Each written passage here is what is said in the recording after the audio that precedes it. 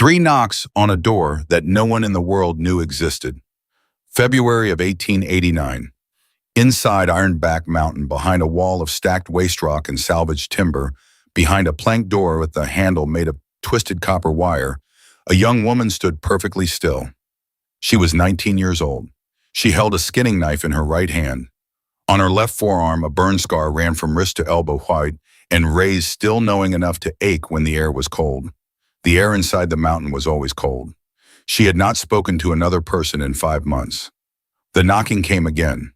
3 slow raps that traveled through 80 feet of stone corridor and arrived in the chamber not as sharp sounds but as deep pulses she felt in her ribs. She did not move toward the door. She did not call out.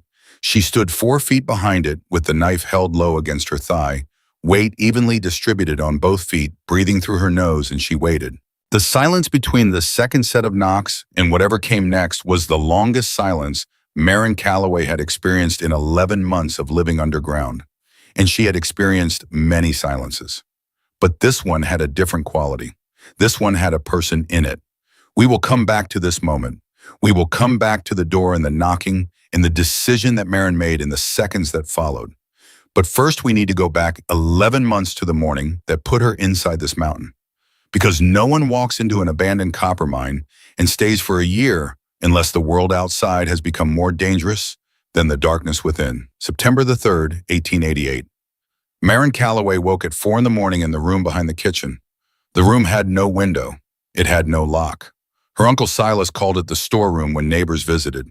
And the word was precise in a way that Silas probably did not intend, because a storeroom is where you keep things you do not value enough to display but cannot bring yourself to throw away. That was exactly what Maren had been to Silas Vance for 7 years. Not a niece, not a child, an object in storage. She dressed in the dark because the room had no lamp. She crossed the kitchen by memory, her bare feet knowing every creak in the floorboards after 2,500 mornings of walking the same path.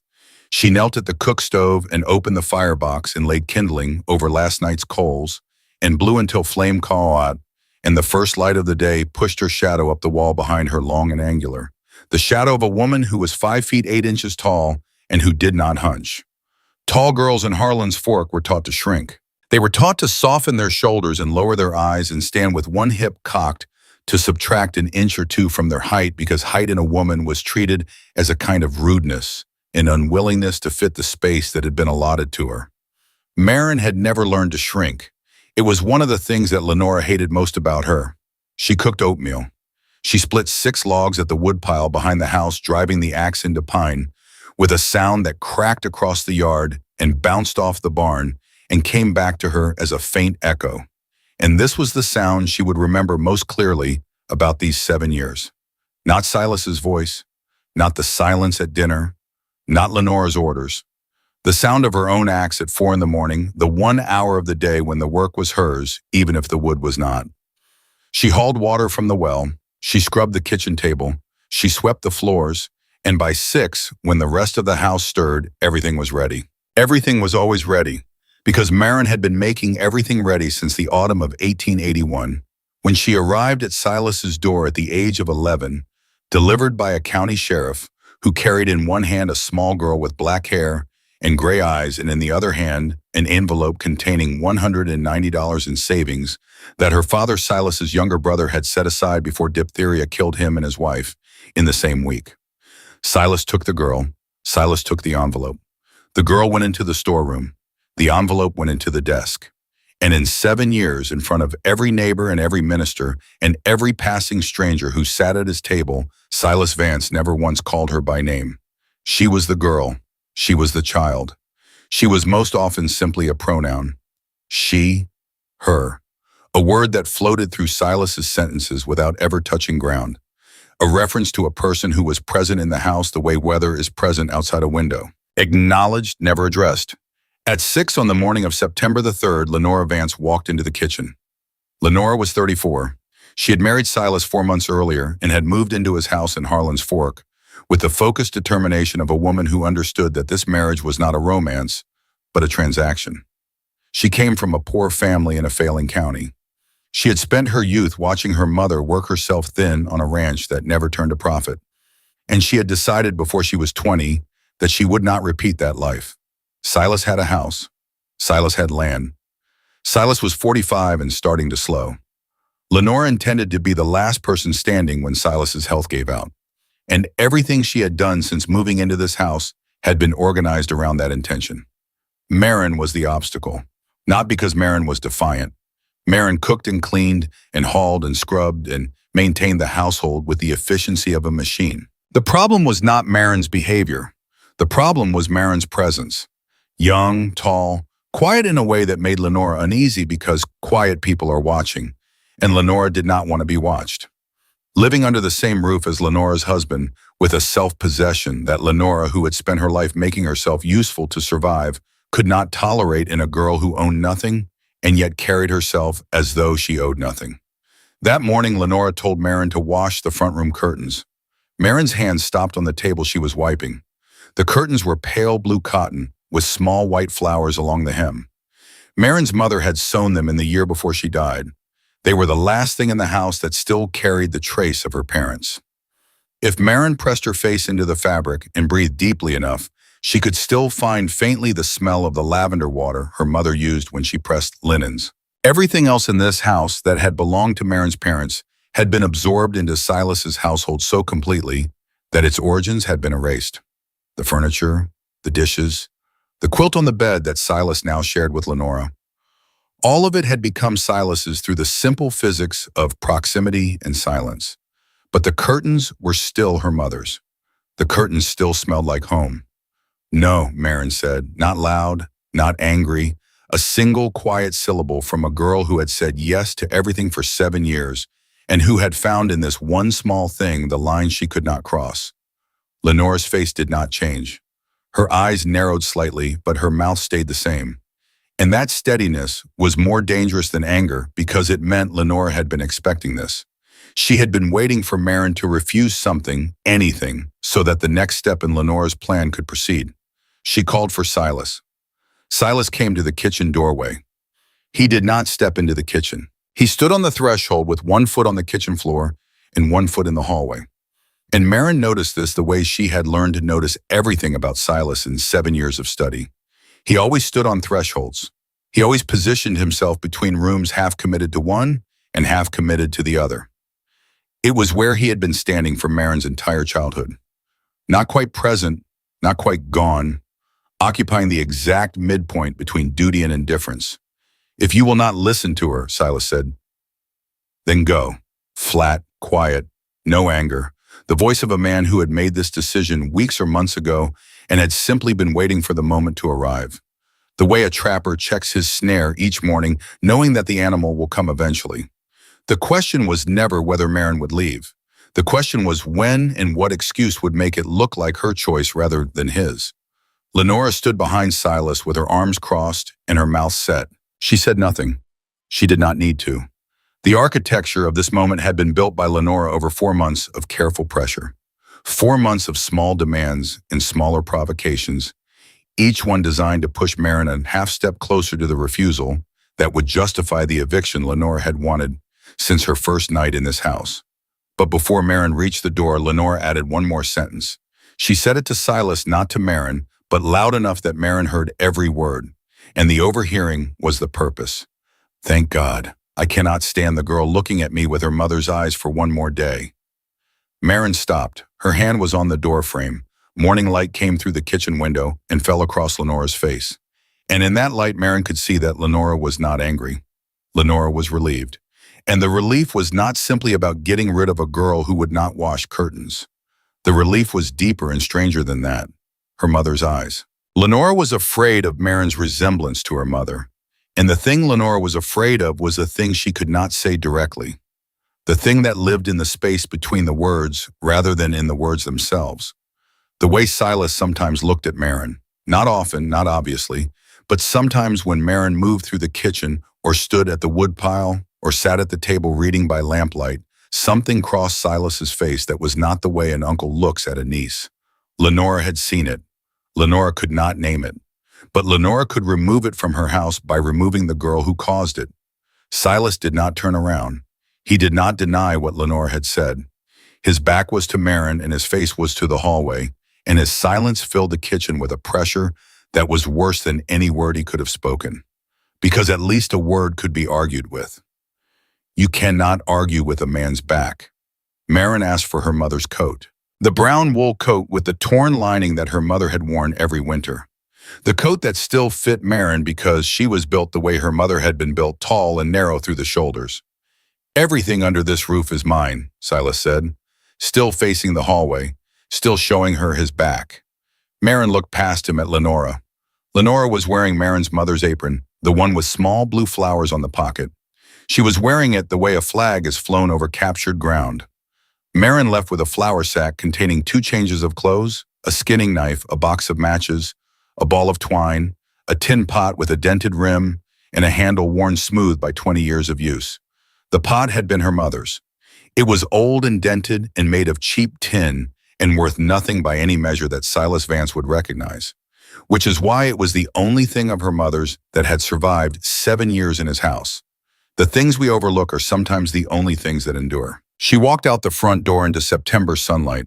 The sky was high and blue and empty.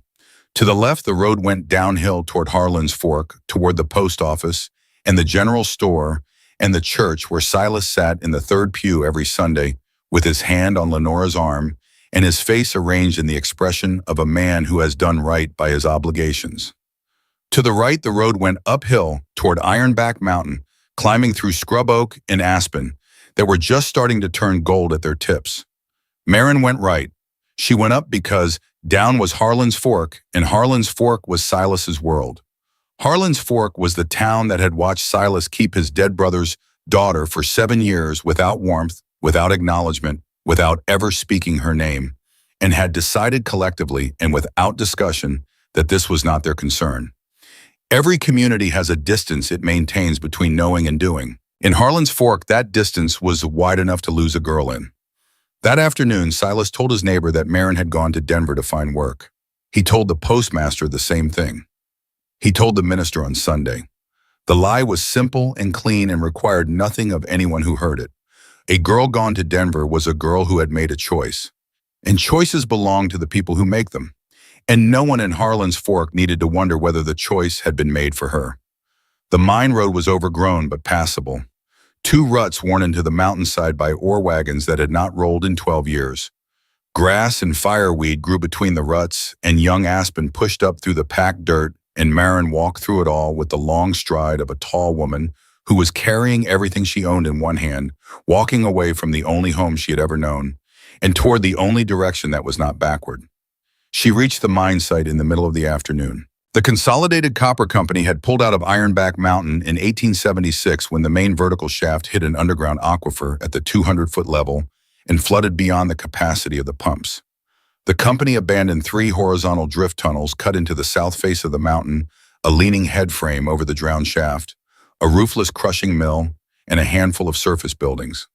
A stone powder magazine, a tool shed missing half its roof, an assay office with empty window frames, a cookhouse stripped of every movable object and left to settle into its own foundation like a body settling into a grave.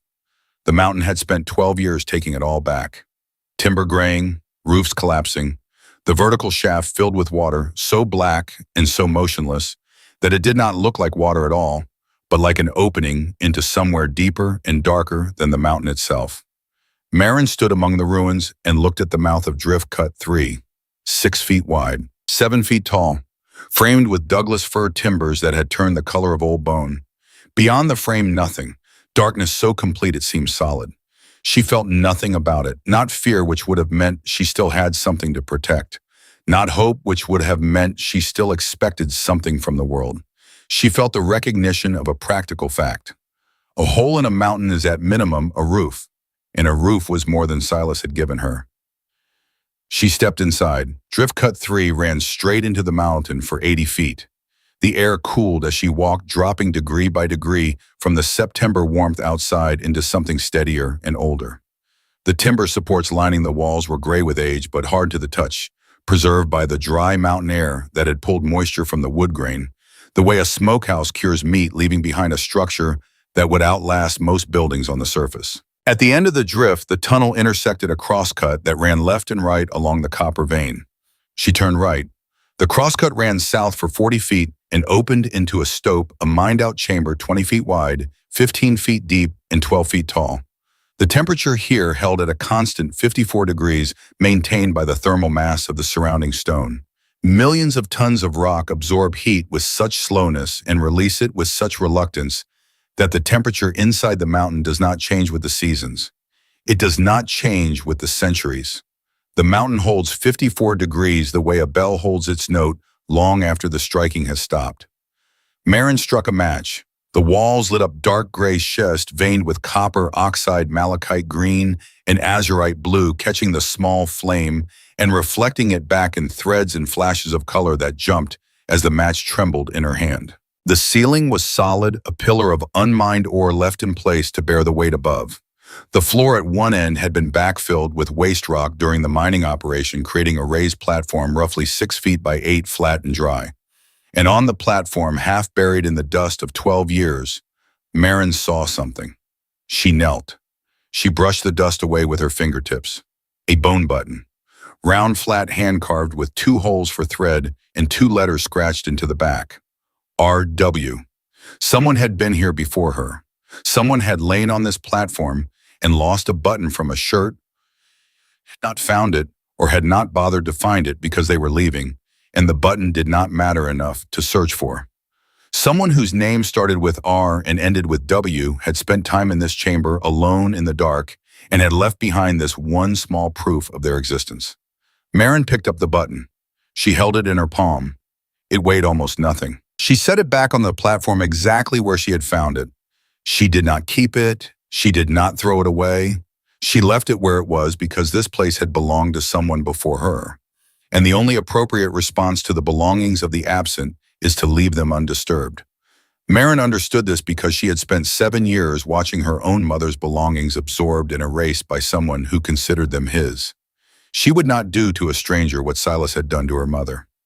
The match burned to her fingers. She let the dark return. That night, Maren lay on the stone platform, and the darkness closed over her like deep water. Not the darkness of a bedroom with the lamp turned out. Not the darkness of a cellar or a moonless night. The darkness of the deep earth. A blackness so total it had weight and texture pressing against her open eyes, as though the mountain were resting a hand on her face. She could see nothing. She could see less than nothing. Her eyes were open and receiving no information at all. She heard water somewhere deep in the mountain, a drip steady and metronomic. One drop every 4 or 5 seconds falling from stone onto stone, with a clean, small sound that came from every direction at once. She heard the rocks shift in tiny pops and ticks, the sounds of geological adjustment on a timescale that made human life a rounding error. The mountain settling, the mountain holding its shape against gravity and time. And in that darkness, lying on a stone bed, in a room carved out of a mountain by men she had never met, Maren Calloway did something she had not done in 7 years. She cried. She had not cried in Silas's house. Not once, because crying where Silas could hear would have been proof that he had the power to hurt her. And Maren had decided at 11 years old, with the instinct of a child who grasped the mechanics of power before she could spell the word, that she would never give Silas that proof. She would cook and clean and split and haul and scrub and endure. And she would do all of it with dry eyes and a still face because her composure was the only thing in that house that belonged entirely to her and that Silas could not take. But here in the dark, in the belly of a mountain where no one could see and no one would ever know, she let go. She cried not because she was afraid of the dark or the cold or the aloneness. She cried because she was relieved. Because for the first time in 7 years, there was no one to perform for, no one to resist, no one whose indifference she had to meet with a mask of equal indifference. She was alone, truly alone, and the aloneness was not punishment. It was the first honest thing that had happened to her since her parents died. The crying lasted until it was finished. Maren sat up in the blackness and struck another match and watched the malachite and azurite catch the flame and throw green and blue across the chamber walls. And the colors were beautiful. And this was the first beautiful thing she had seen in 7 years that she was not required to clean or maintain or surrender. The match burned out. She lay down. She did not sleep, but she rested. and resting in a place where no one could find her was close enough to sleep to carry her through the night. The first month was survival stripped to its essentials. She built her cook fire at the drift mouth where the smoke could escape into open air.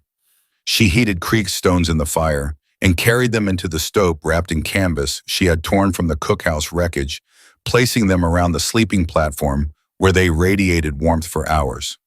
She narrowed the drift entrance from 6 feet to 3, stacking waste rock on either side, and fitting salvaged planks into a door frame braced with log sections sunk into the floor. She twisted copper wire from the waste piles into a handle and threaded it through a hole she burned in the plank with a heated nail. From outside, the entrance looked like a natural collapse, a closed tunnel that a person walking the mine road would pass without a second thought. From inside, it was a door, and the door changed everything. Because a door is the line between exposed and sheltered, between found and hidden, between a place where the world can reach you and a place where the world requires your permission to enter. Maren had never had a door with a lock in Silas's house. The storeroom had no lock. Her life had no lock. Now she had a door that she had built herself, and behind it a room that she had chosen herself. And the choosing was the thing that mattered more than the room. In the third week, 2 men on horseback rode into the mine yard. Maren was fitting the last plank into the doorframe when she heard the hooves. She pulled the unfinished door closed, crawled behind the waste rock pile, inside the drift, and pressed her eye to the gap between 2 planks. 2 riders, one dismounted at the headframe and walked around the flooded shaft looking up at the timber with the bored competence of a man assessing salvage value. The second rider stayed mounted. He wore a dark wool coat, good quality, well fitted. He held a leather notebook in his left hand. He scanned the south face of the mountain, his gaze moving across the drift entrances one by one. And when his gaze reached Drift Cut 3, it stopped. He looked at the narrowed opening. He looked at the new planks among the old stone. He opened his notebook and wrote something. He looked for another 10 seconds. Then he turned his horse, and both men rode back down the mine road without speaking. Maren stayed behind the waste rock for an hour after the hoofbeats faded. Her pulse was knocking in her ears. She did not know who the man in the good coat was. She did not know what he had written in his notebook. She knew only that he had looked at her door for 10 seconds, and that 10 seconds of attention from a stranger with a notebook could undo everything she was building. She finished the door that night. She made it look less like construction and more like collapse. She scattered loose rock across their approach, dragged a dead branch over the entrance, stood back in the failing light, and examined her work. It would hold. Not forever, but long enough. The second month brought discovery. The left-hand crosscut, the one she had not yet explored, led to a second stope. Smaller 10 by 12 feet with a lower ceiling, but with something the first stope did not have.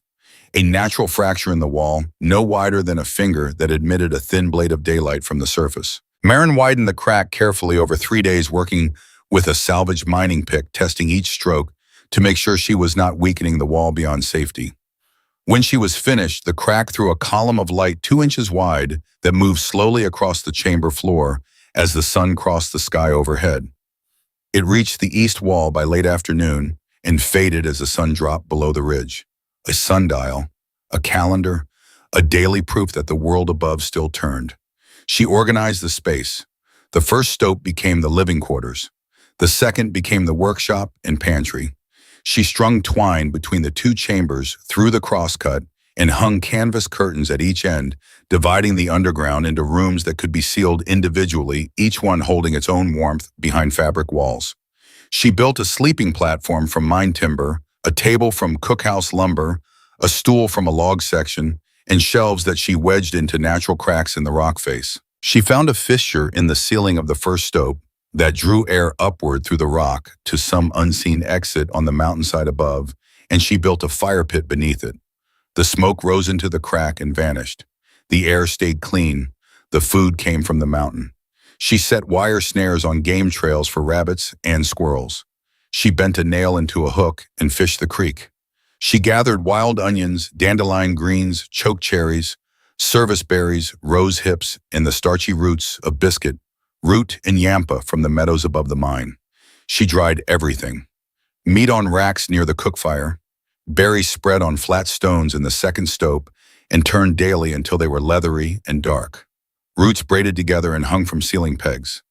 All of it stored in the constant cool of the underground, where 54 degrees and absolute darkness prevented spoilage better than any ice house in Harlan's Fork. By the end of November, Maren had assembled a pantry that would have impressed any farm wife in the county. Rows of dried meat on shelves she had chiseled into the rock face, braided root strings hanging from timber pegs, crocks of rendered fat sealed with cheesecloth scraps in the coldest corner. Enough food to carry her through to April. On the 14th of November, the first real snow came, 2 feet on the upper slopes. The mine road vanished under drifts that would not melt for 5 months. The world above turned white and locked. Maren stood at the daylight crack in the second stope and watched the column of light narrow as snow accumulated over the opening on the surface. The beam thinned from a blade to a thread to a faint gray whisper. And in the last moment before the snow sealed the crack in the final sliver of light from the world outside, Maren saw something through the narrow gap that stopped her breathing. A figure standing on the mine road below. Not moving, not passing through, standing still, facing uphill, looking at the south face of the mountain, looking toward the drift entrances. The figure was not large, not the shape of a man, wrapped in a dark coat, standing very still in the falling snow, looking up at the mountain with an intensity that Maren could feel even through 2 inches of fractured rock. The snow covered the crack, the light died, the figure vanished. Maren stood in the dark with the mining pick in one hand and the skinning knife in the other. She listened to the silence of the mountain and waited for the sound of footsteps in the drift, for knocking on the plank door, for any indication that the figure on the road had found what it was looking for. Nothing came. The snow kept falling. The mountain held its silence. But Maren did not sleep that night. She sat on the platform with the knife across her knees and the tin pot beside her and the bone button marked RW on the stone where she had left it. And she watched the darkness, and she listened, and she understood something new. Surviving alone in a mountain was not the hardest part. The hardest part was not knowing whether the world outside had lost interest in her or was closing in, and not knowing which possibility she feared more. What she could not know, sitting in that dark chamber with her knife and her silence, was the identity of the figure in the snow. She could not know that the dark coat belonged to a woman 42 years old who had once watched Maren's mother stew plums in a tin pot from a kitchen window 20 years ago. A rancher's widow named Cecilia Roan, who had recognized the thin thread of smoke rising from a fissure on the mountainside and had walked up the mine road in the falling snow to see if the girl in that smoke was who she thought it was. Cecilia had stood there for 10 minutes looking at the south face, deciding. She had not approached. She had not knocked. She had turned and walked back down the road through the snow because Cecilia Roan understood something that most people do not. Whoever was hiding in that smoke was hiding for a reason. And the kindest thing you can offer a person in hiding is the dignity of being left alone until they choose otherwise. But Maren did not know any of this. And so the figure in the snow became the first ghost of her underground life, a presence she would carry through the remaining months of winter. A reminder that the world she had left behind had not entirely released its attention from the mountain she had entered. The creek froze solid on the 12th of December, and by midnight, Maren was out of water. She had been rationing for 3 days, melting handfuls of snow over the fire pit stones. But the snow on the upper slopes was so dry and fine that a full pot of it melted down to barely 2 inches of water. And 2 inches of water is not enough when your body is burning fuel to stay warm, and your stored food requires soaking before it can be eaten, and the nearest liquid that is not frozen is somewhere beneath 3 inches of creek ice, 50 yards down a slope covered in knee-deep drifts, and the temperature outside is 15 degrees below zero. She went out at midnight because waiting until morning was not an option. She pushed through the plank door into air that hit her lungs like a swallowed knife. The wool jacket she had walked out of Silas's house wearing was the only coat she owned. It was not enough. Nothing she had was enough for this. She carried the mining pick in one hand and the tin pot in the other, and she half walked and half fell down the slope to the creek bank, breaking through the crust with every step, the snow collapsing around her thighs. The effort of extracting each leg was so enormous that by the time she reached the creek, she was breathing in gasps that froze in the air before they left her mouth. She swung the pick. The ice cracked on the third stroke. Black water moved sluggishly beneath it, barely a current, but liquid. She filled the pot. She reached to steady herself on the bank, and the pot slipped from fingers she could no longer feel. It hit a rock. The water poured out across the ice and vanished into the crack she had just made. Maren knelt on the frozen creek bank with empty hands and an empty pot. What ignited in her chest was not grief and not fear. It was rage, specific, directed, hot enough to register as a physical sensation even as the rest of her body was shutting down from cold. She was furious at Silas for putting her in a position where a frozen creek could kill her. She was furious at herself for choosing a mountain over a train ticket. She was furious at the creek in the cold and night, in the absolute indifference of every element of the natural world to whether Maren Calloway lived or died on this bank at this hour. But the hottest point of the fury, the core of it, was this. She knew that if she could go back to the morning of September the 3rd and stand in Silas's kitchen and hear him say, "Then go," she would go again. Up, not down, mountain, not Denver. Every time. Even now, kneeling on ice with dead hands and no water, and the nearest warm body miles away in every direction. She would choose this. And being furious at your own stubbornness, while simultaneously recognizing that your stubbornness is the only thing keeping you alive, is a particular kind of anger that does not weaken you. It straightens your spine. It puts your feet under you. It picks up the pot. She filled it again. She climbed the slope. She made it through the door. She sat against the stope wall with the pot between her knees and her hands pressed against her stomach under the jacket until the blood returned. And the blood returning was pain of a kind she registered as information rather than suffering. Pain meant alive. Pain meant the hand still worked. Pain was the body's way of insisting on itself. She melted snow over the fire pit for the rest of the winter. She did not return to the creek until the thaw. But winter taught her something beyond survival. It taught her that 3 months of doing nothing except staying alive had begun to flatten her into a single function. She woke, she ate, she maintained the fire, she checked the snares, she slept. The days were identical. The routine was necessary, and the routine was killing something inside her that was harder to name than hunger or cold. She was becoming an instrument of her own continuation, a tool whose only purpose was to not break. And Maren could feel the narrowing happening. She could feel her thoughts shrinking to fit the same small circuit of tasks. A life organized entirely around not dying is a life that has already conceded something essential. She needed to make things, not useful things, not snares or shelves or door repairs, things that existed only because she had decided they should exist. Shaped by her hands into forms she had chosen rather than forms that necessity demanded. Because choosing the shape of something when no one requires you to choose is the difference between a person and a mechanism. And Maren was not willing to become a mechanism. Not for Silas, not for winter, not for the mountain. And then in the 3rd week of February, when the worst of the cold had passed and a faint warmth had returned to the afternoon light that fell through her widened crack in the second stope, the mountain brought her the answer she had not yet learned to ask for. 3 slow knocks arrived through 80 feet of stone corridor, not sharp, not sudden, deep pulses in the rock that she felt in her ribs before she heard them with her ears. Maren was on her feet before the 3rd knock finished traveling through the stone. She crossed the first stope in 6 steps, the knife already in her right hand, weight settling onto both feet as she took her position 4 feet behind the plank door. She had practiced this in her mind 100 times over 5 months of solitude. What she would do when someone came, whether she would speak, whether she would run, whether the door would hold if she needed it to. The silence after the second set of knocks was the longest silence she had experienced in 11 months underground. It had a person in it, then a voice through the wood, rough, old, a man's voice but not a large man's voice, not a voice accustomed to giving orders.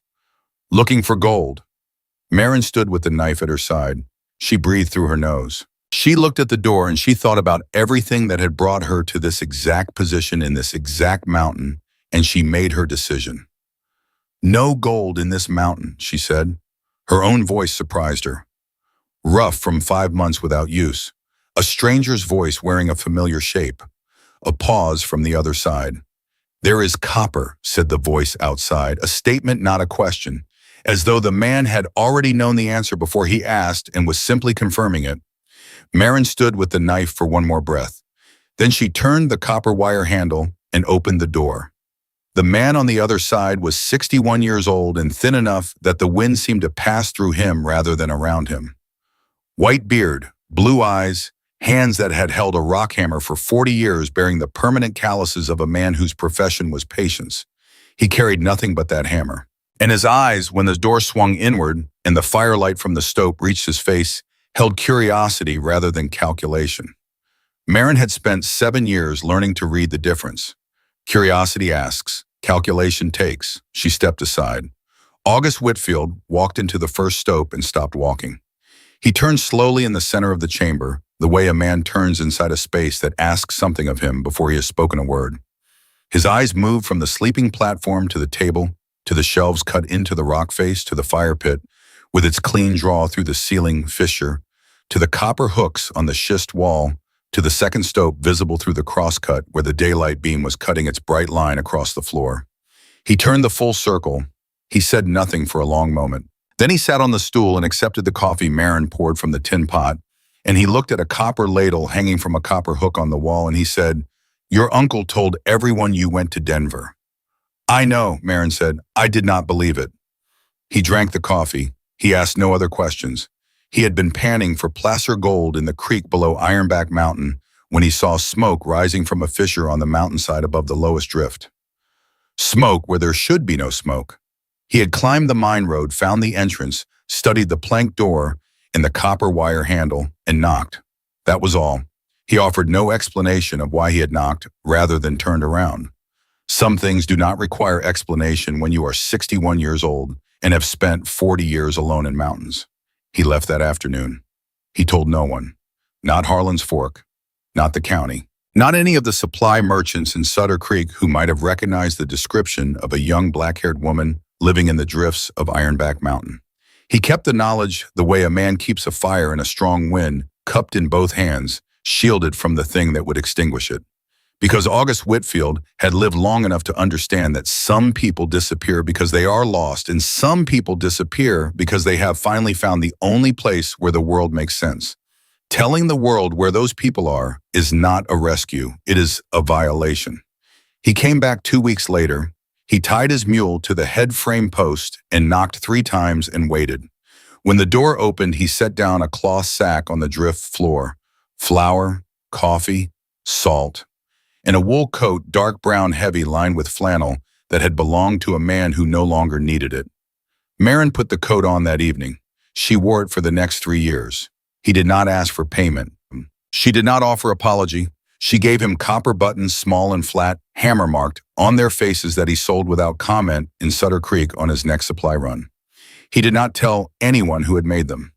The arrangement settled into itself without negotiation, the way arrangements do between 2 people who have both lived alone long enough to know that the right structures build themselves if you leave them alone. It was on his 3rd visit that Maren asked the question she had been holding since the first one. "Why do you keep coming?" August set his coffee cup down on the table. He looked at the fire in the pit. He was quiet for longer than Maren had ever heard another person be quiet inside her stove. The forge she had not yet built sat waiting in her mind. The daylight beam moved a fraction of an inch across the second stove floor. "I had a daughter," he said. "Her name was Bess. She died of fever when she was 15. He paused. "If she had lived, she would be your age."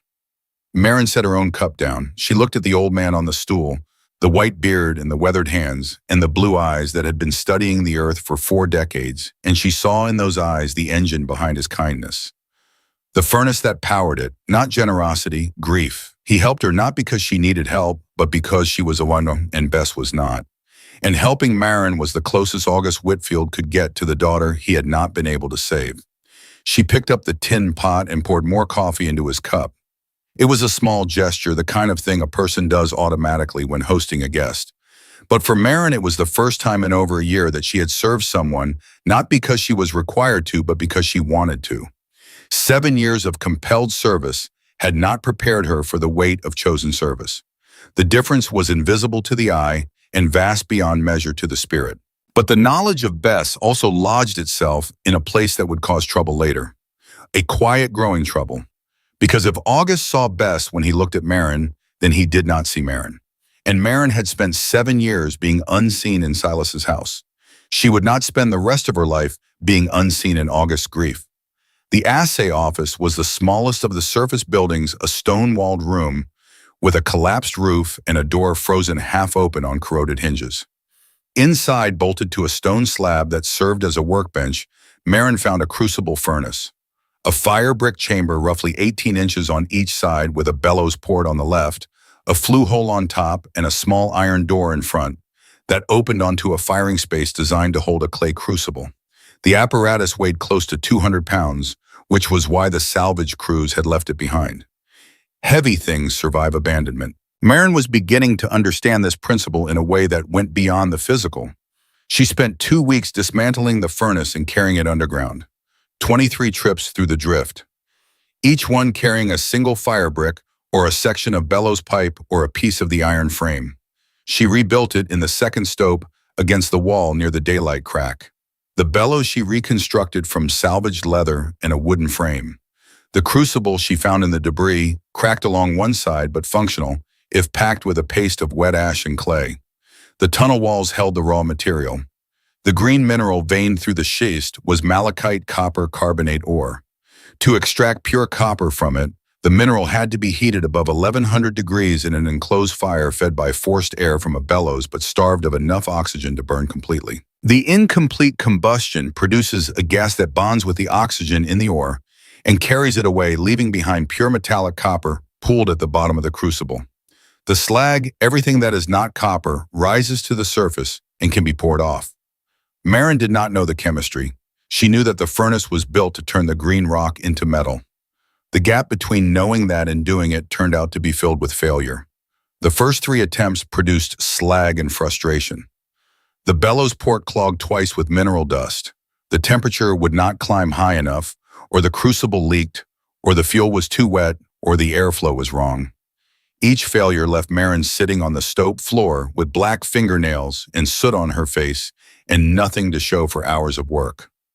The 4th attempt was the worst. She had repaired the crucible crack with fresh paste and loaded a full charge of malachite and found a rhythm on the bellows she could sustain. The temperature climbed. The malachite began to hiss and pop inside the sealed furnace. And then the crucible split along a new fault line, and a spray of molten material shot through the gap, and a single drop smaller than a pea landed on her left forearm between the wrist and the elbow. It was not a feeling, it was an event. A detonation of nerve endings so total and so immediate that Maren's vision went white for a full second. She jerked her arm back. The drop fell away, but the skin beneath it was already destroyed. She clamped her teeth on the collar of her coat and held the sound inside, not because anyone would hear, because she was afraid that if she screamed "here" alone with no one to answer, the sound would come back to her from the walls, and she would hear in its echo exactly how alone she was. And hearing that would be worse than the burn.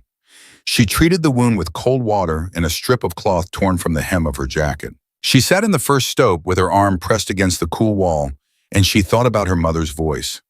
Low and steady, the voice that had walked Maren through every childhood injury with the same 3 sentences. "You are all right. It looks worse than it is. Hold still." 3 sentences, simple, ordinary, and there was no one in this mountain, or on this mountain, or anywhere within the radius of Maren's existence who would say them to her now. The burn scarred into a white ridge of tissue running from wrist to elbow that she would carry for the rest of her life. She did not hide it. She did not cover it.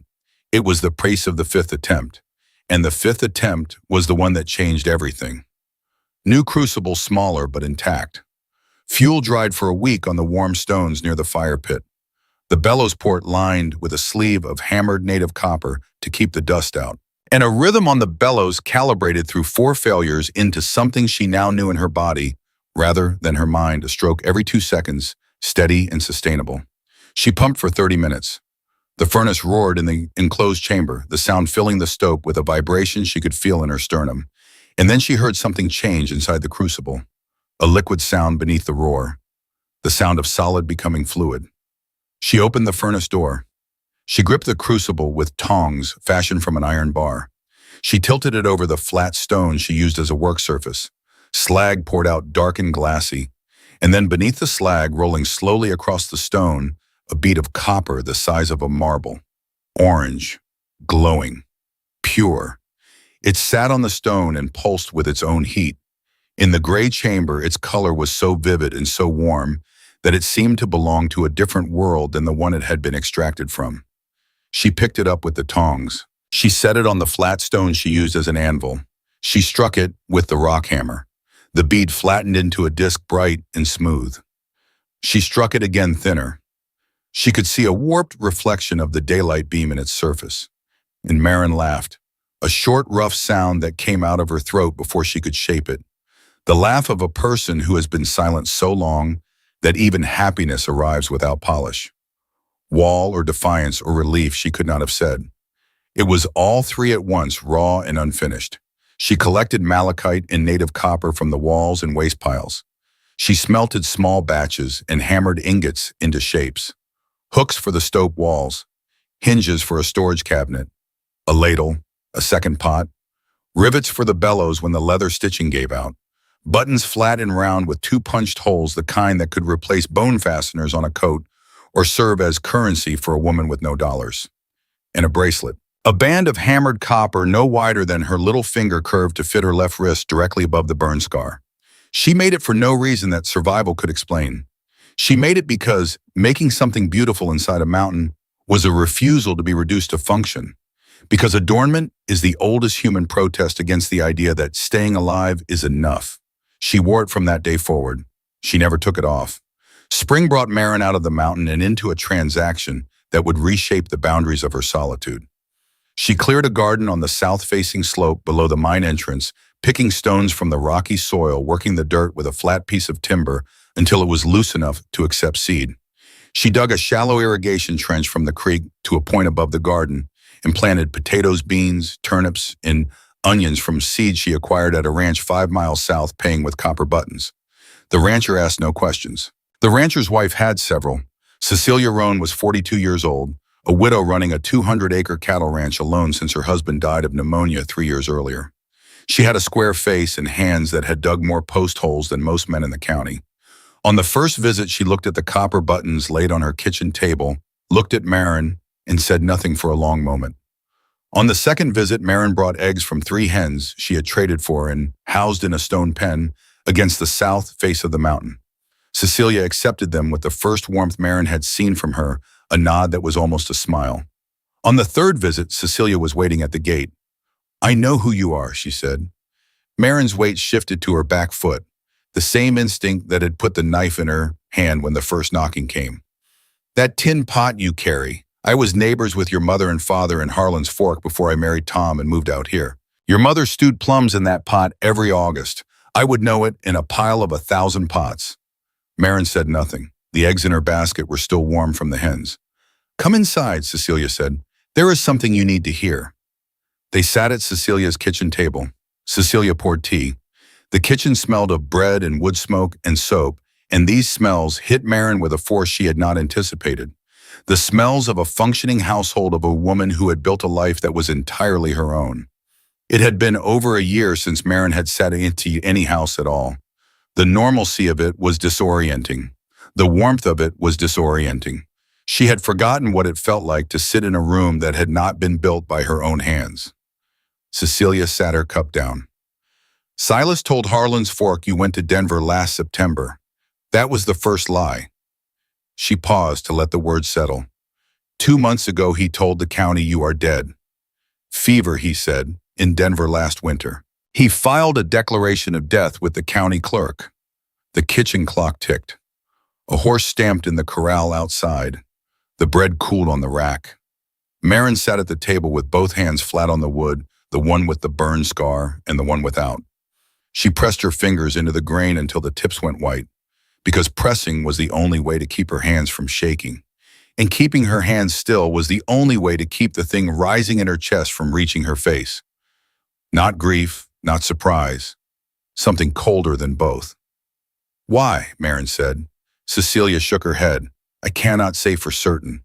But Lenore has been talking at church. She told Mrs. Peyton that Silas finally settled his brother's affairs, your father's affairs." Cecilia's voice stayed level. "The savings. The envelope that arrived with you at Silas's door when you were 11. The money your father had designated for you when you turned 18. Maren had turned 18 in June of 1888. Silas had put her out in September. He had told the county she was dead the following winter. He had collected the money sometime after. $200. Not a fortune, but a year's food for a family, 6 months' wages for a ranch hand, a train ticket to anywhere in the country. Silas had not simply failed her through indifference. He had actively, deliberately, methodically destroyed her legal existence in order to steal what her father had left her. The indifference had been a mask. Beneath it was calculation. First she was gone, then she was dead. 2 lies, each one sealing the previous, making reversal harder and the silence more permanent. The mechanism of it was so clean, so patient, so perfectly aligned with the silence that had characterized his every relationship with her since she was 11 years old, that Maren understood for the first time that his silence had never been the absence of something. It had been the presence of intent. "What do you want to do?" Cecilia asked. Her voice was level, her eyes were direct. She was not offering sympathy. She was asking the way one working adult asks another. "I do not know yet," Maren said. "When you do," Cecilia said, "come tell me." Maren carried the information back to the mountain. She carried it the way she carried the heavy things from the assay office, one deliberate step at a time, not setting it down, not hurrying.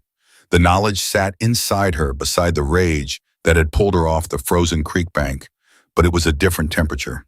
The creek rage had burned fast and left resolve in its ashes. This was cold and slow and permanent. The rage of a person who has finally understood the full dimensions of what was done to her. Through the rest of 1889 and into 1890, the mine expanded. A third chamber above the second stope, accessed by a ladder through a raised opening in the ceiling, its walls lined with polished copper sheets that bounced the daylight beam onto soil beds where lettuce and herbs grew through winter. Hot water piped through copper tubing coiled around the forge chimney. Split plank walls in the living quarters hung with dried herbs and copper ornaments that caught the firelight and scattered it in points of amber and green across every surface. August came every 2 weeks with supplies. Maren gave him copper goods he sold in Sutter Creek. The arrangement had the quiet rhythm of a partnership that neither of them named a thing with no title that functioned with the reliability of a titled thing. But a quiet trouble was growing inside Maren through the early months of 1890, building slowly the way pressure builds in stone before it cracks. June the 15th, her 20th birthday. She spent it alone. She had not told August the date. There was no one to tell. She sat in the first stope after the fire burned low and the forge cooled and the daylight faded from the crack in the second chamber and the mountains settled into its nightly silence. 20 years old. 1 year in the mine, then approaching 2. No one on the surface of the earth knew what day it was for her. No one was marking the passage of her years. No one was thinking of her in that particular way people think of those they love on the day those people were born. And for the first time since she had entered the mountain, Maren felt something worse than cold or hunger or fear. She felt the full weight of what she had chosen. Freedom without witness. Independence without recognition. She had built a home and a forge and a garden and a pantry. She had built a third chamber with growing soil beds and a hot water system and copper walls that turned a thin blade of daylight into something warm enough to read by. She had done all of it alone, and no one knew. And the not knowing was beginning to feel less like protection and more like the condition she had entered this mountain to escape. The condition of existing without being seen. Maybe not telling was not strength. Maybe not telling was just another kind of invisibility. Maybe she had escaped Silas's house only to replicate its central wound. When August came the following week, Maren was colder than usual. Not angry, distant, the kind of distance that has a reason it is not prepared to name. August noticed. He sat on his stool and drank his coffee and looked at the fire and finally said the wrong thing, with all the tenderness of a man who meant only to help. Bess used to go quiet when she was sad too. The words landed in the stope the way a stone lands in still water, disturbing everything outward from the point of impact. Maren set her cup down. She looked at him directly. "I am not Bess," she said. Her voice was level, but the temperature beneath it was not. "And you are not my father." August set his cup on the table with the careful precision of a man who has just understood that he has made an error he cannot immediately correct. He stood. He walked to the door. He opened it. He left without finishing his coffee and without looking back. The stove after his departure was the same size it had always been, but it felt larger. It felt the way a room feels when the person who gave it its particular gravity is gone, and the air rushes in to fill the shape they occupied and finds it cannot quite manage it. Maren did not call after him. She did not regret what she had said. It was true. Truth was the only thing she owned that could not be taken from her. But the silence that settled into the stove was not the comfortable silence of solitude. It was brittle. It was the silence of a severed connection. And it hurt in a way that surprised her because she had not realized until it was gone how much weight August's visits had been carrying. Not the flour and the coffee and the wool coat, the presence, the human weight of another person in the room who came not because he had to, but because he chose to. 2 weeks passed. Maren worked the forge. She expanded the garden. She preserved the summer surplus. She did not go to the creek to look for him. She did not walk down the mine road. She waited. And the waiting was its own kind of answer, because a person who waits is a person who hopes, and Maren was not yet ready to admit that she hoped. He came back on a Tuesday. He set a book on the table without preamble. Walt Whitman, Leaves of Grass. He sat on the stool and looked at Maren and said, "I know you are not Bess. That is exactly why I came back. Because Bess did not need me." He paused. "But you might." "I do not need anyone," Maren said. She picked up the book. She read it that evening in the daylight beam until the sun moved past the crack and the words dissolved into shadow. She read it the next day and the day after. She read it until the spine cracked and some of the pages loosened from the binding, and she pressed them flat with a copper weight she made for that specific purpose. And the making of the weight was itself a kind of answer to the book's question about what it means to be alive and present in a particular body, in a particular place on the earth. Then on a warm afternoon in August of 1891, horses climbed the mine road. Maren was in the garden when she heard them. She left the hoe where it stood in the soil and moved uphill into the timber, where she could see the mine yard through the trees without being seen from below. 3 riders. 2 she did not recognize. The third she did. The dark wool coat, the leather notebook, the man she had watched through the plank gaps nearly 3 years ago. He was older than she had guessed from that distance, about 50, clean-shaved. The posture of a man whose time is worth something and who expects others to recognize that fact. She did not yet know his name. She knew his type. The 3 men dismounted and entered Driftcut 3. Maren watched them disappear into the entrance, and she could not breathe. They were inside her home. They were walking through the stopes she had carved into a life. They were looking at the walls she had hung with copper and the shelves she had chiseled from stone, and the forge that was the center of everything she had built. And she was standing in the trees above, unable to intervene, counting seconds. They were inside for 40 minutes. When they emerged, the man in the wool coat was writing in his notebook, and one of the other men was talking about timber conditions and stope dimensions. They had gone left. They had gone into the second stope. They had seen the daylight crack and the forge and the storage shelves. They had not gone right. They had not pushed past the canvas curtain into the first stope, where her bed and her table and her shelves and the Whitman on the bedside ledge, and every intimate detail of her 3 years on this mountain sat in plain view. Maren entered the stope that evening and found 3 sets of boot prints in the dust of the second chamber. The nearest set was less than 3 feet from the forge. She had covered it with a canvas tarp that morning before going out to the garden. 3 feet. If one of them had pulled back the tarp, if one of them had taken 4 steps to the right instead of turning left. She stood there for a long time looking at those boot prints and understanding exactly how narrow the margin between her life and its destruction had just proven to be. August confirmed what she already suspected on his next visit. He had obtained a copy of the man's filing from the county office in Sutter Creek. The man in the good coat was Roland Quaid, agent for Mountain Consolidated Mining Company. He was surveying abandoned mines across the district because copper prices were climbing, and the company wanted to know which old claims were worth reopening. He had filed for new extraction rights on Ironback Mountain, and in his filing he had noted something that made Maren's hands go still when August read it aloud. Signs of unauthorized entry. Possible habitation. Drift Cut 3 South Face. Recommend investigation. August looked at her across the table. The forge ticked as it cooled. The daylight beam had already left the second stope for the day. He will find you, August said. While this winter, but in the spring when the surveyors come back, he will open every tunnel on this mountain. Maren was holding a copper sheet she had been shaping into a reflector for the herb garden. She did not put it down. She turned it in her hands. The reflected light from the forge moved across the stope walls, across the shelves of dried food, across the Whitman on the bedside ledge, across the bone button marked RW on the platform where she had placed it on her first night in this place nearly 3 years ago now. She thought about 7 years in Silas's house. She thought about the storeroom with no window and no lock. She thought about the letter that had not yet been written, the letter that would come through a deputy's hand and that would contain 6 lines and no name.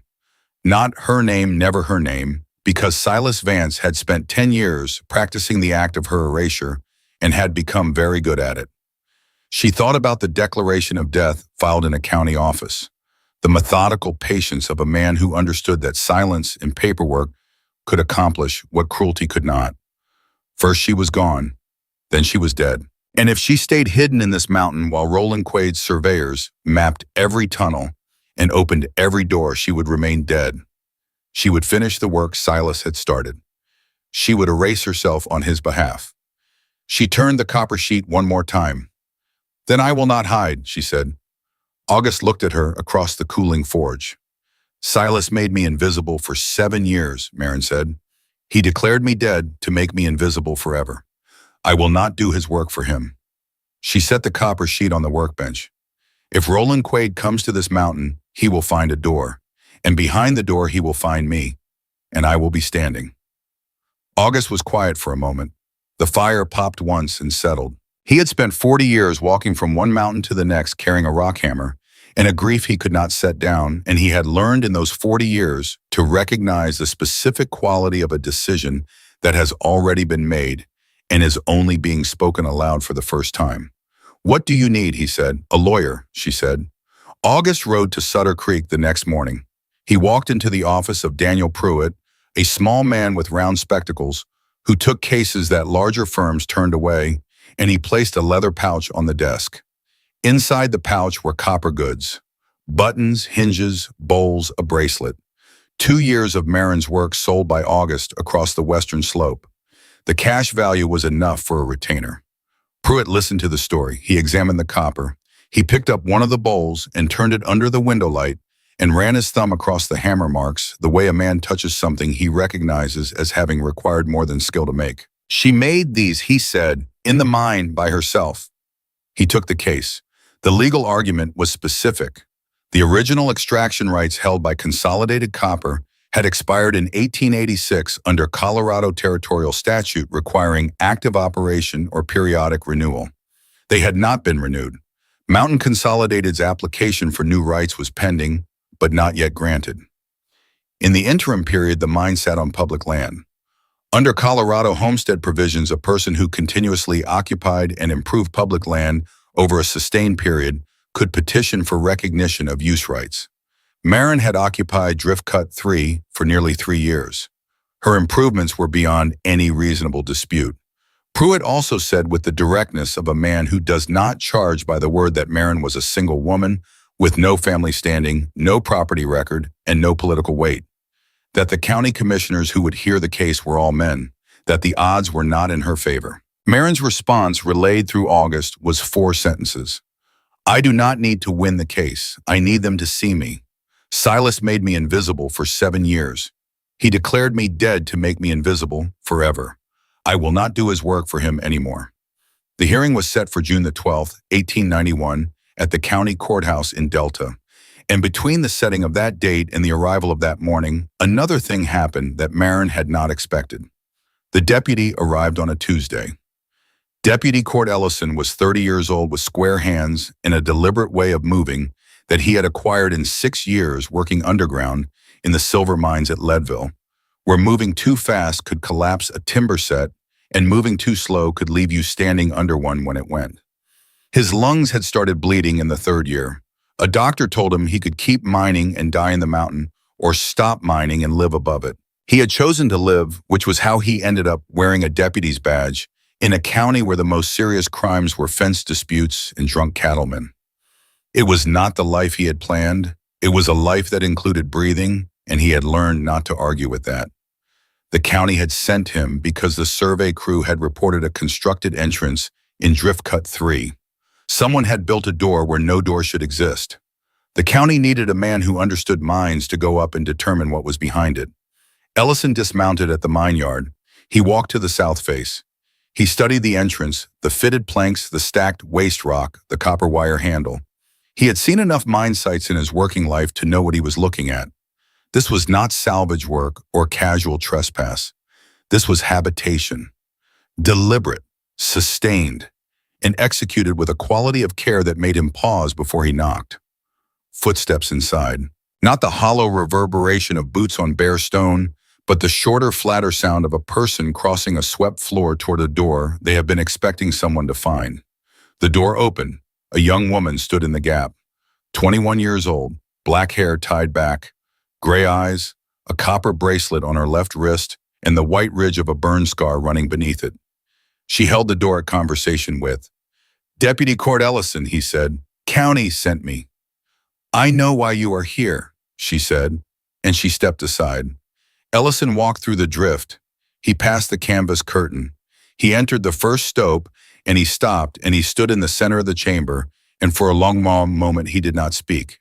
He looked at the split plank walls hung with copper ornaments, the shelves of preserved food cut into the rock face, the fire pit with its clean draw, the forge visible through the crosscut still warm its glow, coloring the stone of the second chamber. The third chamber above, with its polished copper reflectors and its green beds of lettuce and herbs. The coiled copper tubing of the hot water system. The book on the bedside ledge. Ellison had spent 6 years cutting rock. He knew in his hands and his damaged lungs exactly how much labor was standing around him in this chamber. Every hook and shelf and joint and seam represented hours of work performed by a single person with hand tools and salvage material in conditions that would have broken most of the men he had worked beside underground. And those men had worked in crews. "How long?" he asked. 3 years, she said. "Alone, mostly." Ellison lowered himself onto the stool. He did not ask to inspect the other chambers. He sat and he looked at the walls, and he thought about the report he was required to write and the report he wanted to write and the distance between the two. What he was required to write: unauthorized occupant trespassing on mineral claim property, recommend removal. What he wanted to write was 2 words: leave her. He split the difference.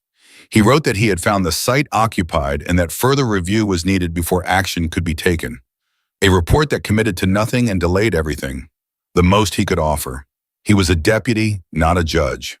3 weeks later, the machinery arrived in the form of Chester Falk, attorney for Mountain Consolidated Mining Company, who rode up the mine road with 2 men who did not introduce themselves and who stood behind Falk in the manner of men whose function is to imply consequence. Falk read the eviction petition in a voice calibrated to make legal language sound like weather, something inevitable that does not require anyone's permission to arrive. Marin stood in the drift entrance.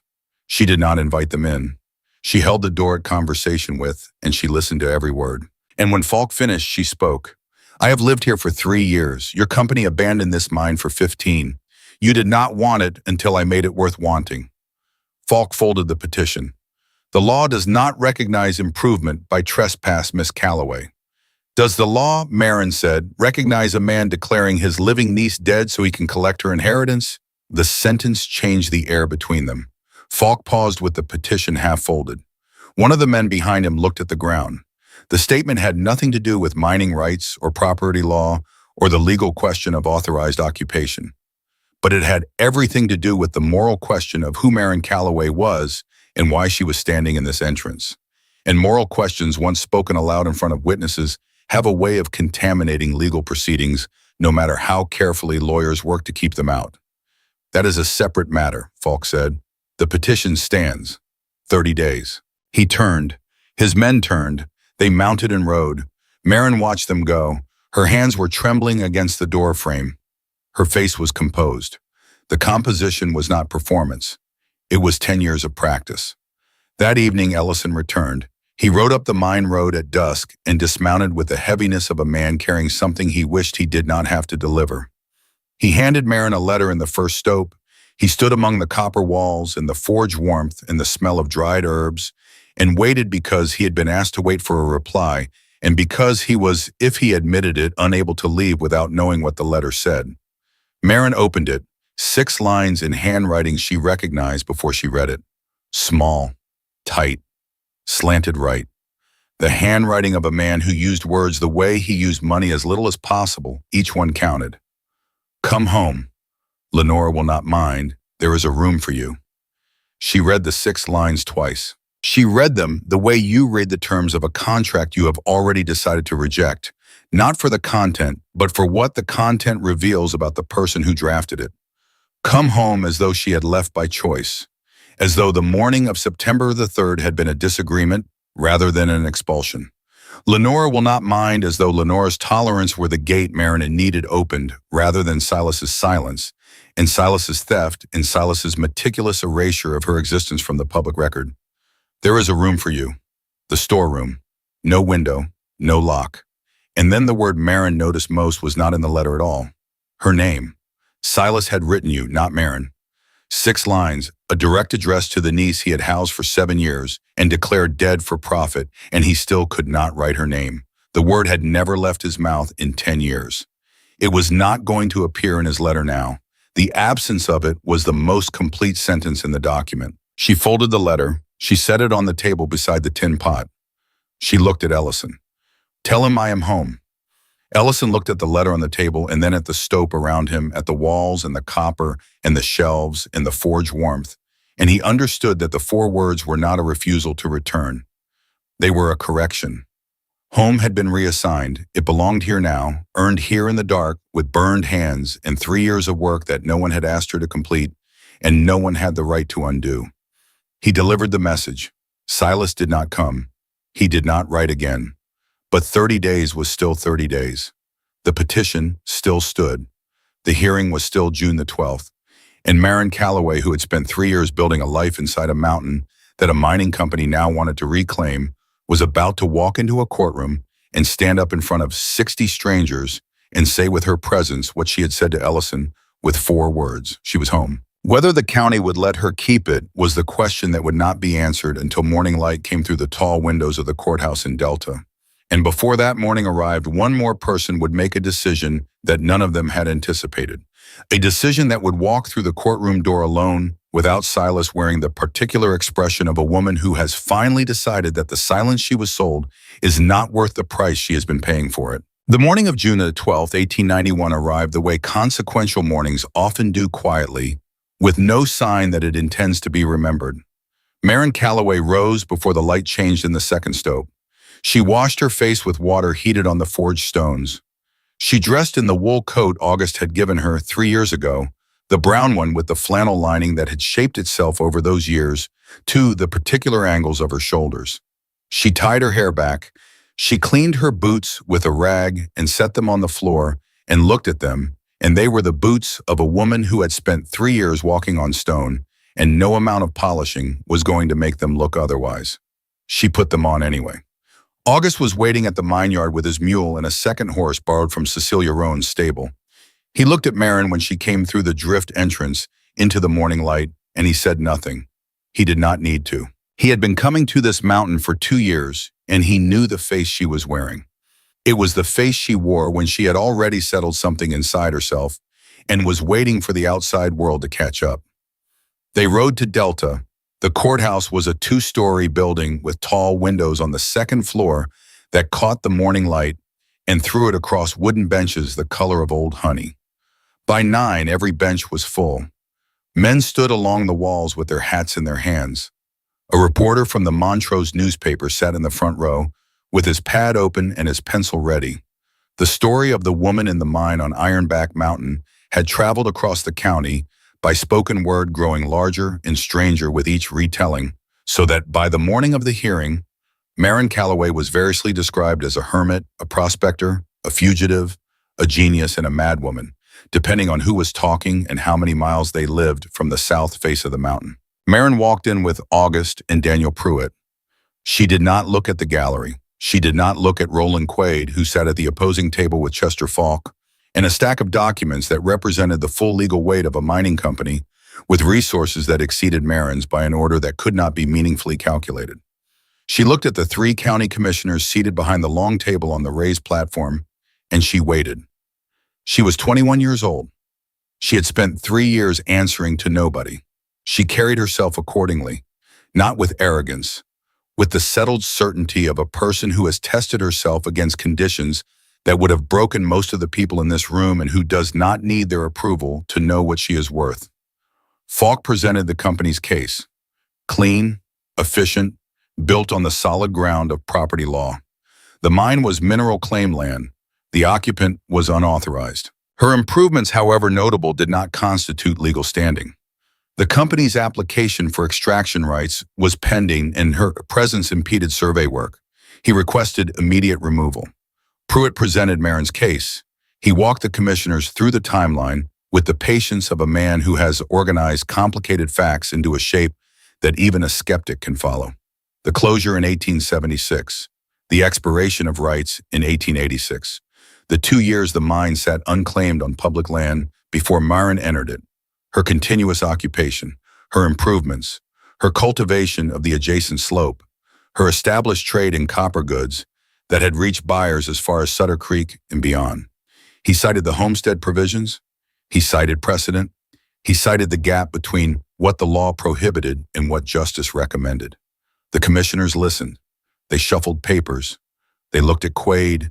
They looked at Marin. The hearing had the quality of a proceeding that was heading toward paperwork and legal technicality, the kind of outcome where the law does the right thing for the wrong reasons or the wrong thing for the right ones, and nobody walks away feeling that justice and truth occupied the same room. And then Cecilia Roan stood up. She rose from the third row of the gallery, a 42-year-old rancher's widow in a clean cotton dress with sun-darkened hands folded in front of her. She asked to address the panel. Falk objected. The head commissioner overruled him because this was a county hearing and not a federal court, and because Cecilia Roan was already standing and had the bearing of a woman who would remain standing regardless of what anyone in the room decided about procedure. Cecilia spoke for 4 minutes. She did not raise her voice. She did not use a single word that was not necessary. She told the commissioners that Silas Vance had filed a false declaration of death for his niece. She provided the date. She provided the name of the county clerk who had processed it. She provided the name of the parishioner to whom Lenora Vance had spoken at the First Methodist Church of Harlan's Fork about settling the estate of Silas's deceased brother, who was Marin's father. She did not speculate about Silas's motives. She simply arranged the facts in a sequence, and the sequence assembled itself into a portrait that required no interpretation. The courtroom was very still. 60 people holding their breath at the same time produces a silence with its own pressure, its own texture. You can feel it on your skin, and into that silence, the door at the back of the courtroom opened. Every head turned.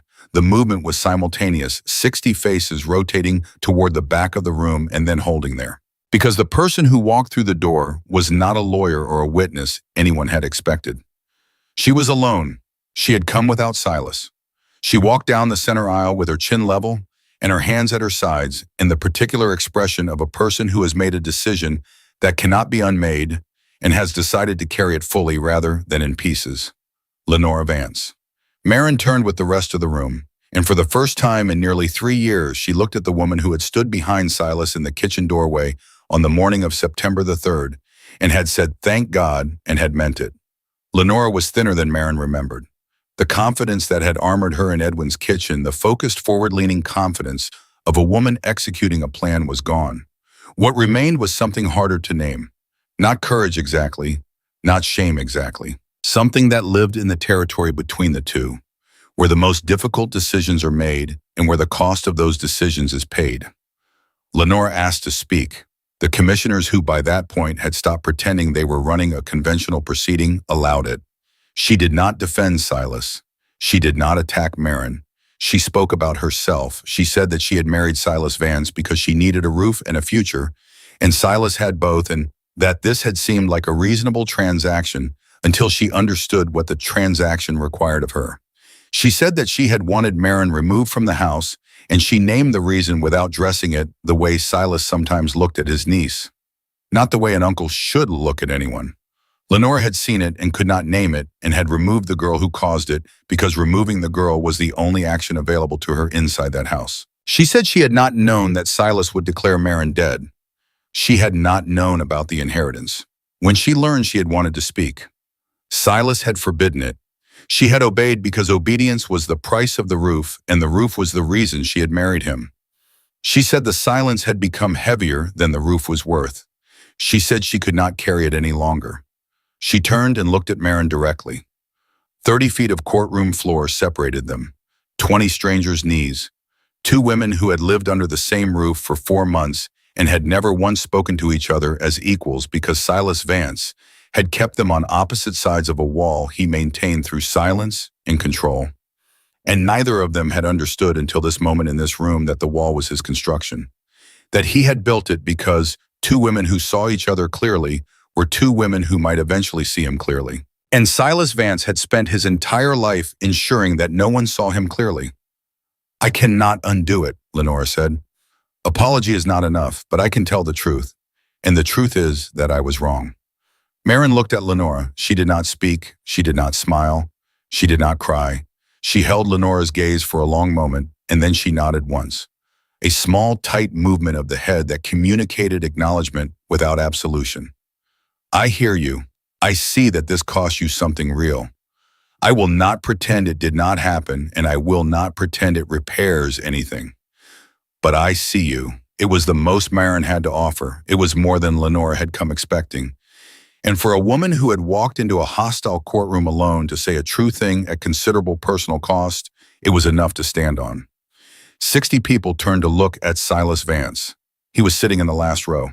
He had been sitting there through Cecilia's testimony and through Lenore's testimony and through the slow, methodical, public dismantling of the story he had spent 3 years constructing. The story in which his niece had gone to Denver and died of fever and left behind nothing that anyone needed to recover or remember. He sat with his hat in his lap and his hands on the brim, and his face showed the same flat expression he had worn on the morning he told Marin to go. But the flatness was no longer the composure of a man executing a plan. It was the blankness of a man whose plan had been taken apart in front of him piece by piece and who had nothing behind it, nothing that had ever been truly his. He stood up. The room waited. The commissioners waited. Falk waited. Pruitt waited. August, sitting in the second row with his rock hammer on his knee, waited. Marin, sitting at the front table with her hands flat on the wood, the one with the burn scar and the one without, waited. The silence expanded to fill the space, pressing into every corner, finding every gap. Silas Vance looked at his niece. He looked directly at her for the first time since she was 11 years old, and standing in his doorway with a flour sack in one hand and an envelope in the other. He looked at her and she looked at him, and the distance between them was not 30 feet of courtroom floor. The distance between them was 10 years of silence, 7 years of unnamed labor, a stolen inheritance, a fraudulent death certificate, and a sentence spoken on a September morning that had set everything which followed into motion. She waited for him to speak, to deny, to explain, to apologize, to say at the very least, after 10 years, her name. One word, Marin. It would not have been enough. Nothing would have been enough, but it would have been something. A hairline crack in the wall, a beginning. Silas did not speak. He turned away from Marin. He walked to the door. He opened it. He walked through it. He pulled it shut behind him with a soft click that was in the silent courtroom. The loudest sound that anyone in that room would ever hear. Some of them would remember it for the rest of their lives. Not the testimony, not the arguments. That click. The sound of a man choosing one final time the only thing he had ever truly been committed to. His silence. Marin watched the door close. She did not feel victory. She did not feel relief. She felt a hollowness she had not anticipated, the particular emptiness that comes when you have carried a wound for a very long time and you finally understand that the wound will never receive the acknowledgement in it deserves. Not because the person who inflicted it is incapable of remorse, because he is incapable of language. A man without words for his failures will carry them in silence until the silence is the only thing that remains of him. She had known this somewhere beneath her knowledge for years. Now she knew it in the open. The commissioners ruled that afternoon. They did not grant Marin ownership of the mine.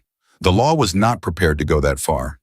Not yet, not in 1891, not for a woman with no family standing and no property record and no political weight in a county run by men who had never built anything with their hands that they could not also walk away from. But they denied Mountain Consolidated's petition for eviction, citing the pending and unresolved status of the company's extraction rights application and the absence of any current valid claim authorizing removal of a continuous occupant from what was at present public land. They recommended that Marin file a formal homestead petition through the Territorial Land Office. Pruitt filed the petition the following week. Roland Quaid withdrew his application 3 months later. The legal costs were accumulating. The copper deposits on Ironback Mountain were marginal at industrial scale. And the story of a mining company attempting to evict a young woman from a home she had built with her own hands inside an abandoned mine was the kind of story that newspapers enjoy printing and investors do not enjoy reading. Quaid moved on. There were other mountains. There were always other mountains, and most of them did not have a woman with a lawyer and a courtroom full of witnesses standing inside them. 3 things happened after the hearing that Marin had not expected. The first was the money. Pruitt filed a fraud claim against Silas for wrongful collection of funds designated for a living person whom Silas had knowingly and falsely declared dead. Silas did not contest. He paid the $200 through his attorney. No meeting, no letter, no note in the envelope. Just the money returned the way a debt is returned by a man who has exhausted every other option, without eye contact, without comment, through an intermediary with the minimum acknowledgement required by law, and not one syllable more. Marin used the $200 to buy proper metalworking tools, a 40-pound forged steel anvil, crucible tongs, a set of planishing hammers in 3 weights, files and punches and a swage block. She carried them up the mine road herself 4 trips over 2 days, the weight shifting in her arms with each step. Each trip she was aware of what she was carrying in a way that went beyond the physical. Her father had set that money aside for her before diphtheria took him. He had set it aside because he had wanted her future to be possible even after he was gone. Silas had taken it, and now it was returning to her not as dollars in a bank ledger, but as tools, instruments that would shape copper into objects that bore her mark and carried her name. Objects that would outlast the ledger, outlast the bank, outlast Silas, outlast everything except the copper itself and the record of who made it. She carried the last load through the drift entrance at dusk on the second day and set the anvil on its stand in the second stope and stood back and looked at it in the forge light. 40 pounds of forged steel that was also her father's love, transformed by 10 years of patience and 1 fraudulent death certificate and 1 lawyer with round spectacles into something that would produce work for decades. The circle that had been open when she was 11 years old and standing in Silas's doorway with nothing was gently permanently closed. The second thing was Lenora. 6 months after the hearing, Lenora Vance left Harlan's Fork on a stagecoach to Grand Junction with 2 trunks and no forwarding address and no Silas. The marriage had not survived the courtroom. This surprised no one who understood that the marriage had been a transaction and that transactions collapse when one party stops receiving the agreed consideration. Lenora had agreed to silence. She had broken it in a courthouse in front of 60 witnesses and a newspaper reporter. The transaction was void. Silas occupied the house in Harlan's Fork alone. Lenora had stripped it of everything she considered hers when she left. The curtains, the blue cotton ones with the white flowers along the hem, the ones Marin's mother had sewn in the year before she died, the ones Lenora had ordered, washed on the morning of September the 3rd, those curtains were gone from the front room windows.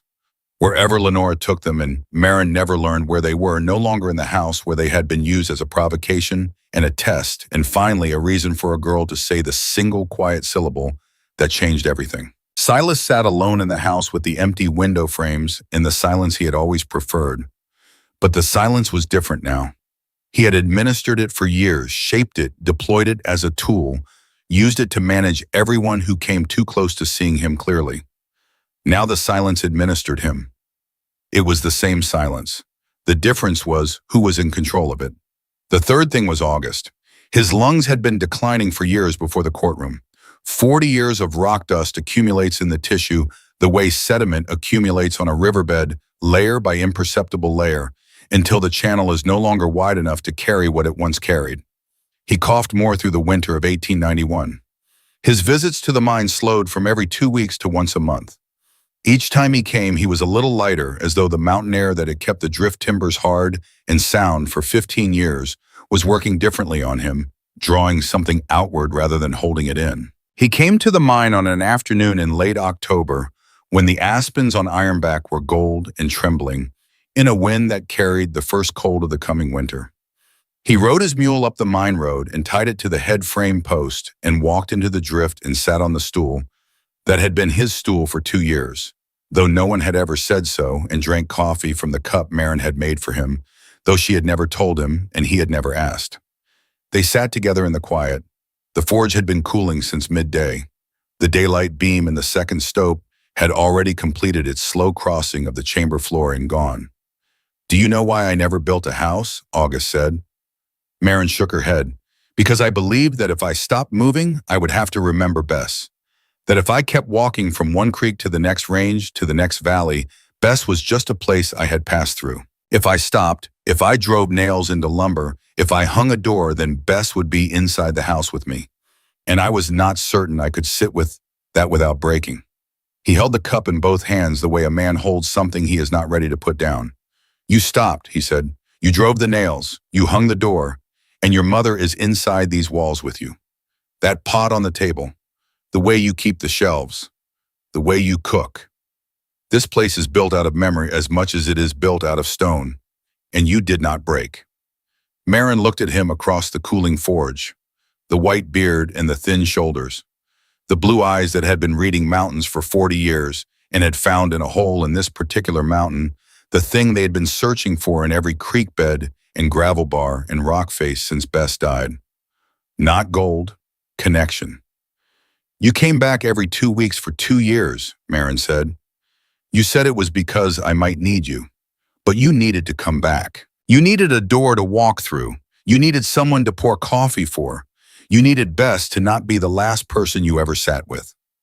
August did not answer. He drank the last of the coffee. He set the cup on the table with the careful precision of a man placing something exactly where it belongs, which is different from simply setting something down. Then he stood and he reached to his belt and he unhooked the rock hammer. The hammer he had carried for 40 years. The hammer that bore the permanent darkening of 40 years of use in its grain and its handle and its head. The tool that was the physical expression of the belief that something valuable was waiting in the next creek, under the next rock, just past the next ridge. Every morning August Whitfield had woken up and walked into the mountains. That hammer had been the argument he made to himself that the walking was worth continuing. He set it on the table beside the tin pot. "I will not be needing this," he said. Maren did not argue. She understood what the hammer meant. It was not defeat. A prospector does not set down his hammer because he has given up on finding what he was looking for. He sets it down because the search has been completed, because he has arrived at the place where the walking stops, not because the trail ended, but because the destination turned out to be something other than gold, and he has finally recognized it. He walked to the door. He turned back once. "I know you do not need anyone," he said, "but if you ever want someone to drink coffee with, I will be in Sutter Creek." He left. Maren stood in the stope for a moment after the sound of his mule faded down the mine road. Then she crossed to the stone ledge beside the sleeping platform, and she placed the rock hammer next to the bone button marked RW. 2 objects, 2 men. The button from a man who had run from this place, leaving behind the only proof that he had ever been here at all. The hammer from a man who had finally stopped running, leaving behind the instrument of everything he had hoped to find. She kept them both. They were proof that she was not the only person who had ever needed this mountain, and the belongings of the absent she had understood since her first night underground are a form of companionship more durable than presence. August did not die in this story. He lived several more years in a boarding house in Sutter Creek. He sat on the porch in the afternoons and watched the street. He visited the mine when his lungs allowed, which became less often as the years passed. Each time he came, Marin poured coffee into his cup, and they sat in the stope in the particular quiet of two people who have run out of things to prove to each other, and the silence between them was not the silence of estrangement. It was the silence of completion. The copper work became her livelihood in the years that followed. What had started as a refusal to be reduced to function had become a craft, and what had become a craft became a trade. And what became a trade became a reputation that moved faster than August's mule could carry news from one town to the next. She sold first through August, then directly at the Sutter Creek Market, standing behind a table with her saddlebags of copper bowls and buttons and hinges and bracelets. The burn scar was visible below the bracelet on her left wrist. The work sold itself because the work contained something that factory goods pressed out of molds in identical thousands could not contain. Each piece held the irregularity of a hand hammer on a stone anvil, the warmth of copper smelted in a mountain forge, and the unmistakable quality of time of hours spent alone in a chamber underground with no deadline and no overseer and no standard to meet except the one the maker had set for herself.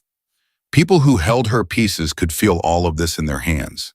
They could feel the patience in the metal. They could feel the mountain. And that feeling in an age when everything was becoming faster and cheaper and more uniform was worth paying for.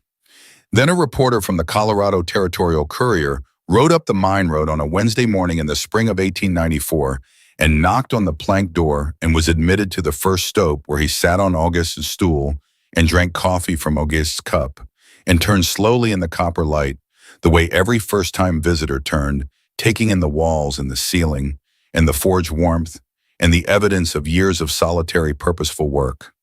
He wrote a story that ran on the front page under a headline that Marin read 3 days later when Cecilia Roan rode up the mine road with the newspaper folded under her arm and an expression on her face that was as close to giddy as a woman of Cecilia's constitution ever allowed herself to appear, the Copper Woman of Ironback Mountain. The story was reprinted in Colorado Springs and Pueblo and Denver.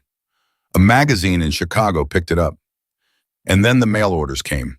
They arrived addressed to Marin Calloway, Ironback Mountain, Colorado, because by that point in the county's postal history, the address had become sufficient. Everyone knew where she lived. The postmaster in Sutter Creek said her name aloud when he sorted the letters, and the name passed through the town, the way names pass through small western towns, becoming part of the local vocabulary, a word that people used when they talked about copper or mountains or women who had refused to be told where they belonged. Marin filled each order with the same care she had given the first copper disc she hammered out of a glowing bead on the floor of the second stope. She did not hire anyone. She did not expand. The waiting was part of the work. The work was part of the mountain. One person with a stone anvil and a hand bellows was the entire operation, and it would remain so for as long as she was the one doing the operating. Silas Vance read the newspaper article. Harlan's Fork was not a large town, and the Colorado Territorial Courier circulated there, and the story of his niece building a home inside a mountain and becoming known for the work she produced inside it was not a story that a small town would allow a man to miss. He read the article in the house with the empty window frames where the front room curtains used to hang.